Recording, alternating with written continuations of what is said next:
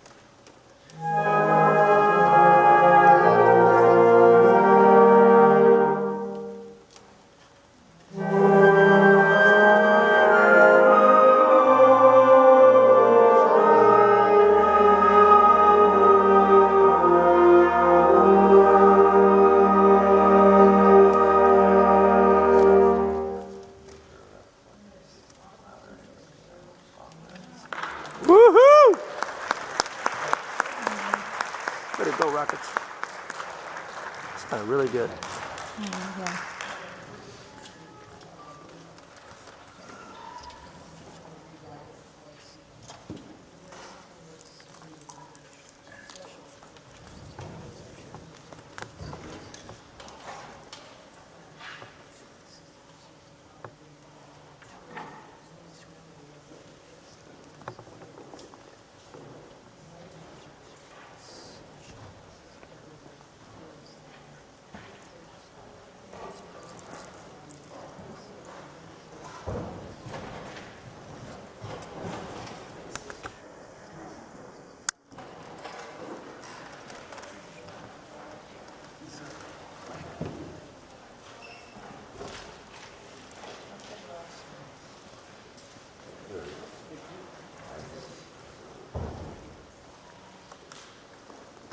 You have scores up there? Pardon me? You have scores up there, right? Yes, great. Okay. That's fine.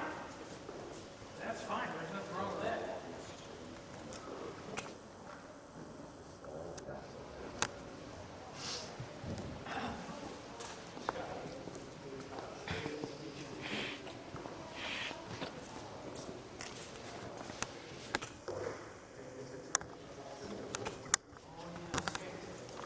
So we're missing a little bit of instrumentation and stuff, or do you normally have clarinets?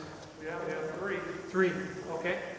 All right, so we're small in numbers, but actually your sound is very good. Especially when you play smooth.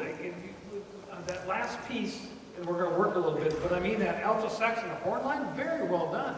Who's playing, just three of you? Two horns, and then was there just one alto or two altos? Two altos were playing it? Wow, it sounds like one, which is a good thing. That means it's in two, okay? Now, I just want to talk a couple things at the end. At G. When you have slow music, it's very important that you pay attention to how you end things. Okay? How do you think in slow music you would end a note? Would it be, or be like that? Not like that? Right? Okay? So you can kind of talk about music and use sentences, which are really phrases of music. And you can also talk about music using punctuation marks.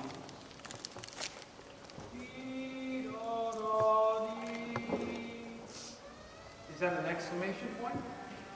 Is it a period? Is it a question mark? Or maybe a comma? Maybe, but it's not dee da da da. Right? Okay? Does that make sense? Would you do that for me? Can you just play the third beat, or the held note at G? See where it is?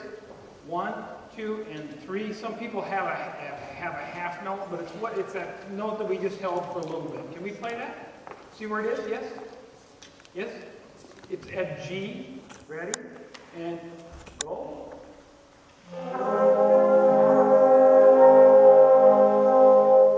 There. Now do it wrong. Do it short or abrupt. Ready? Go.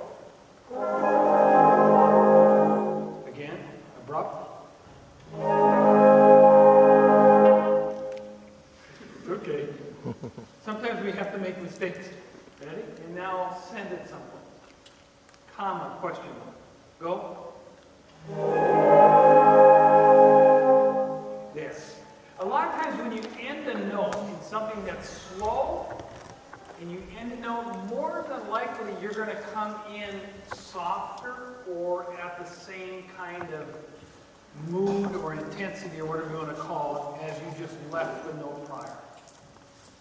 So if I'm going dee da da dee da, most likely I'm going to enter kind of with an accent if I abruptly end it. Does that make sense? So in this case, let's start at G, right at the downbeat of G. 1, 2, 3, and go.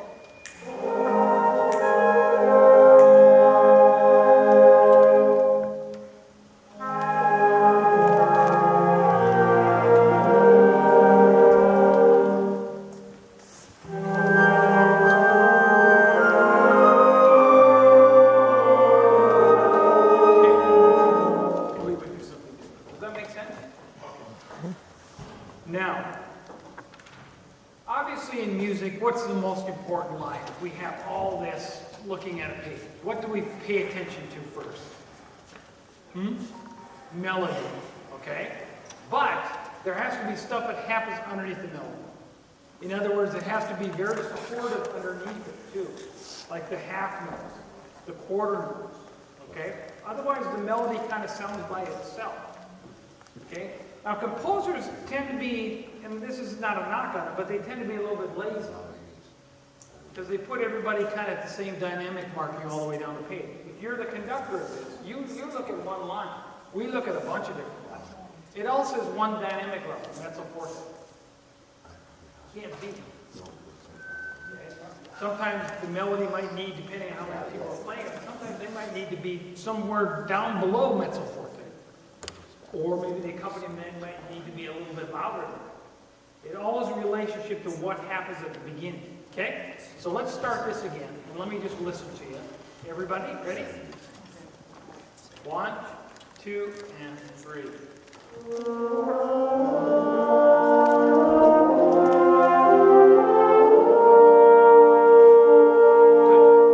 Could I just have the horns and the saxophones listen? Just play the melody. Everybody else listen. And 3.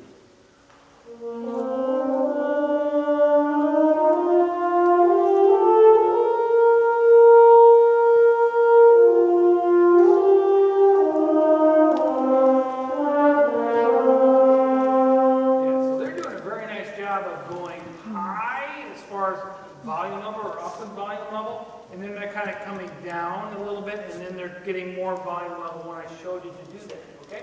So let's just say they're doing a crescendo like this. Well, just for the heck of it, something like this, okay? Raise your hand if you got something underneath it. Okay? I want you guys to do the same crescendo, but I want you to do it like this, not like this. Don't stay stagnant. You must play what they played as far as a crescendo through your line. Ready? Try it.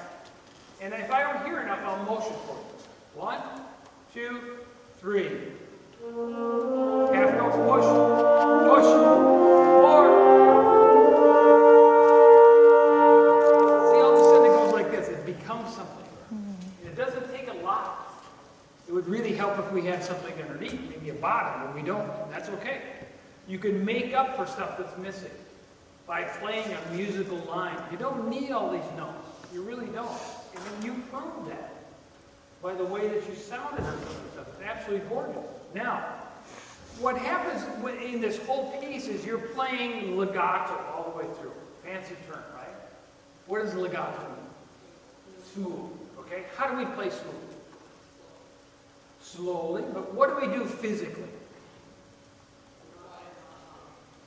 Soft tongue, we can say that. What's the most important thing when you play a wind instrument?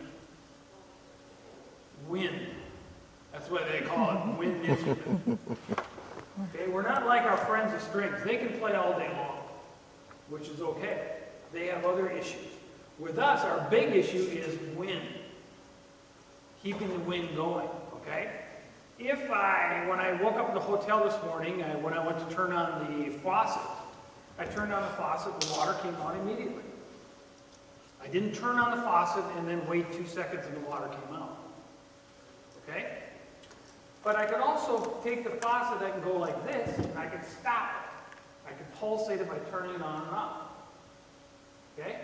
Just think of the analogy of water and a faucet. Turning on, leaving it on, flicking it, turning it completely off. This is the water. This is the faucet.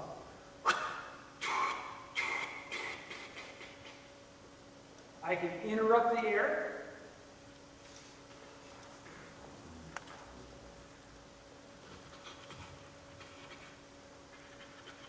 But the water or the air is still out there. It doesn't come all the way back. See, it just flicks. I can stop it.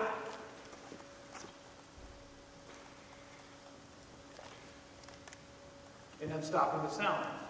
The air is stopping. It comes back. Okay? Brass players, when you practice on your mouthpiece without your horn, practice with a piece of paper. You put the piece of paper in front of your mouthpiece in hum and watch that paper flip. If you're stopping it, it'll stop. So that's what I want you to think of when you play smooth. Okay, I want you to do an exercise with you. Concert B flat, you know what that is? Everybody hold that, please. Ready? Just hold, go. Is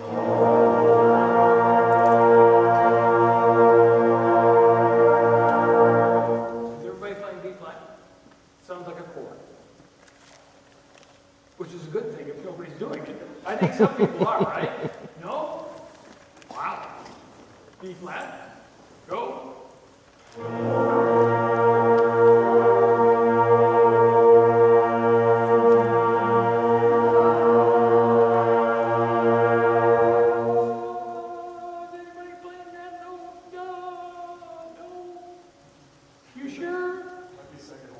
Might be. Are you playing that note? No. It sounds like you are, but I don't think you are. Try it. Lower. Everybody B flat so she can help her. Ready? Go.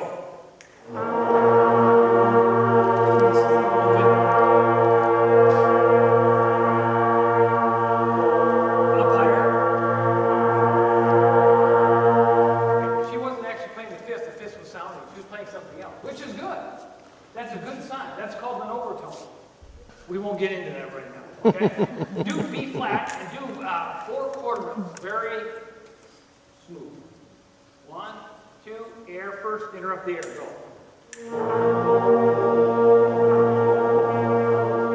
Okay? I hear some people going D, D, D. I don't want to hear that. D, D, D, D, D.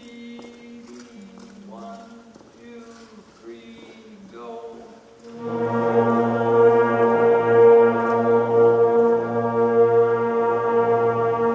Now put space. 1, 2, 3, go. Okay? Now we're going to put space between the notes. I'm not going to tell you how much. Ready? 1, 2, 3, go.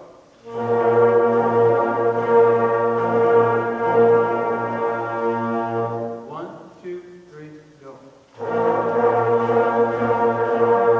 Smooth. 1, 2, 3, go.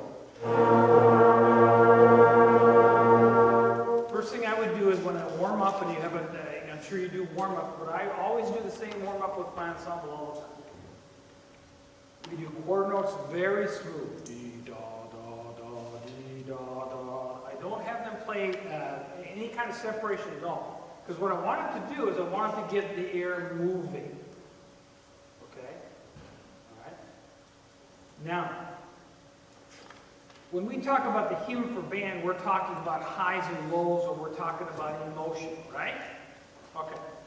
If something happens when people play a musical instrument, sometimes they get so wrapped up in the mechanical issues of the music, they forget to get the emotion behind it.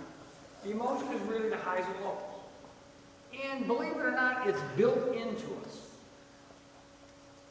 Emotion is built into us. We might think and not think about it all the time, but we talk with emotion, like I'm doing now. I don't have to think about, should I raise my voice during this time, or it just comes natural. It would be very boring if I were to do a rehearsal and go, okay, let's take out a hymn for band. Here we go. We're not built with it.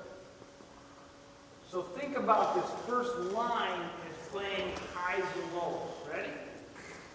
1, 2, and 3. Push, push, push.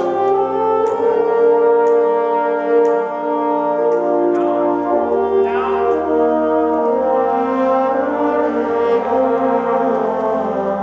Yeah, don't give me any space. Da, da, da, da, dee, da, da. Because what are you doing with that line?